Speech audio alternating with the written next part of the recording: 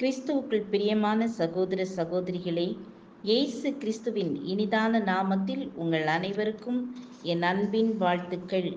இன்றைய தினம் உங்களுக்காக கொடுக்கப்பட்ட வேத வசனம் ரோமர் 12ஆம் அதிகாரம் 12ஆம் வசனம். நம்பிக்கையிலே சந்தோஷமாயிருங்கள், உபத்திரவத்திலே பொறுமையாயிருங்கள், ஜெபத்திலே உறுதியாய் தரித்திருங்கள். தேவ பிள்ளைகளே, ஜார்ஜ் முல்லர் தம் அனாதை பிள்ளைகளுக்கு அன்றைய காலை ஆகாரம் கொடுக்க வழியில்லாமல், கையில் காசில்லாமல் கலங்கினார். பாவம் பிள்ளைகள், காலை ஆகாரம் இன்னும் அருந்தவில்லை. முல்லரின் மன்றாட்டிற்கு பதில் கிடைக்கவில்லை. உணவு மேசைகள் வெறுமையாய் கிடந்தன. திடீரென்று ஒரு பெரிய வண்டி நிறைய ஆகாரம் வந்து இறங்கியது. யாவரும் ஆச்சரியமடைந்தனர்.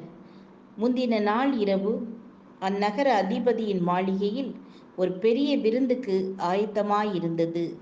ஆனால் திடீரென்று அதிபதியின் மனைவி மாரடைப்பினால் இறந்து போகவே விருந்து தடைப்பட்டது.